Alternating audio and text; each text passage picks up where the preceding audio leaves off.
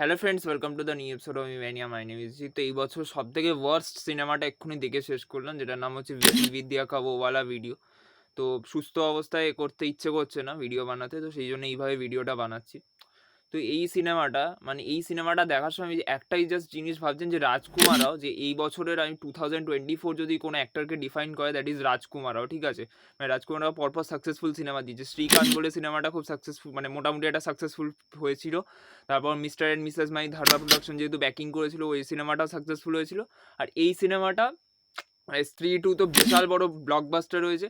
তারপরে মানে কেন যে এই ধরনের ও সিনেমা করছে, আর তাকে সবসময় যে রিপিটেশন, মানে ক্যারেক্টার গুলোর মধ্যে দেখবেন ট্রেটস বা ক্যারেক্টার গুলো যেভাবে লেখা সব মানে প্রচন্ড, ওই 'স্ত্রী' যেহেতু হিট হয়েছিল সেই ক্যারেক্টারটাকে মানে মাথায় রেখে লেখা হয়েছে। তো রাজকুমাররাও কেন যে এই ধরনের সিনেমা করছে আমি বুঝতে পারছি না। তো সে নিজের কাজ সিনসিয়ারলি করেছে, কিন্তু স্ক্রিপ্টটা এত বাজে। আর রাজ শান্ডেলিয়া যে 'ড্রিম গার্ল' ফ্র্যাঞ্চাইজের মতন সিনেমা ডিরেক্ট করেছে, মানে তার কমেডি সেন্স কিন্তু ভালো। সেটা 'ড্রিম গার্ল' পার্ট 1 টা দেখলে আপনি বুঝতে পারেন। সেকেন্ড পার্টটাও মোটামুটি খারাপ নয়। কিন্তু এই সিনেমাটা মানে একদমই মানে টলারেট করার মতন নয়। ঠিক আছে? এবার দেখুন, কমেডি সিনেমার মধ্যে আমি গান, বাকি যা গল্প, লজিক সব আমি ছেড়ে দিচ্ছি। আমি তো হাসার জন্য সিনেমাটা দেখছি। এই সিনেমাটা দেখে আপনার একটা সেকেন্ডও হাসি পাবে না। বিশ্বাস করুন, একটা সিঙ্গেল সেকেন্ডও আমায় হাসায়নি সিনেমাটায়। মানে পুরো ব্ল্যাঙ্ক সিনেমাটা, মানে আমি দেখা শুরু করলাম, ২.৫ ঘন্টা পর শেষ করলাম। একটা সেকেন্ডও মানে কিছু ফিলই হলো না। মনে হচ্ছে কি দেখছি, কেন দেখছি এইটাই মাথায় ঘুরছিল আমার। ঠিক আছে? আর কিছু সিনস দেখে আমার মনে হচ্ছে যে এই সিনসগুলো কি দেখে হাসতে হবে? কাঁদতে হবে? মানে আমি নিজে বুঝতে পারছি না। ঠিক আছে? মানে আমার মনে হচ্ছে যেন স্ক্রিন মানে ডিরেক্টর যখন সিনেমাটা বানাচ্ছেন ওনার লিখে দেওয়া উচিত ছিল যে এই সিনগুলোতে হাসতে হতো।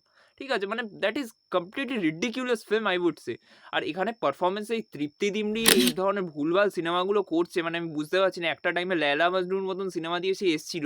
কেন যে এই ধরনের সিনেমাগুলো করছে, তাকে কেন যে রিপিট করা হচ্ছে, আই ডোন্ট নো। মানে এই কমার্শিয়াল জোনটা তার মানে ফোটে না।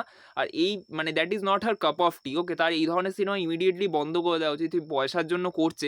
আর বাকি কারোর পারফরম্যান্স সাপোর্টিং কাস্টে মুকেশ কাপুরকে নিয়েছে, তারপরে বিজয় রাজের মতন অ্যাক্ট্রেসরা রয়েছে। তাদের পারফরম্যান্সও ভালো নয়। মানে তাদের ক্যারেক্টারসগুলো তো খুবই বাজেভাবে লেখা। আর বিজয় রাজ যেহেতু ভালো অ্যাক্টর বলে কিছুটা মার্ক ছাড়তে পেরেছে, বাদবাকি তো সিনেমাটার মধ্যে কিছুই নেই। ভালো যদি কিছু জোর করে বলতে হয়, দ্যাট ইস দ্য সংস। গানগুলো মোটামুটি শোনার মতন, মানে সিনেমাটা যা বাজে তার থেকে গানগুলো শুনতে ভাল লাগে। ঠিক আছে?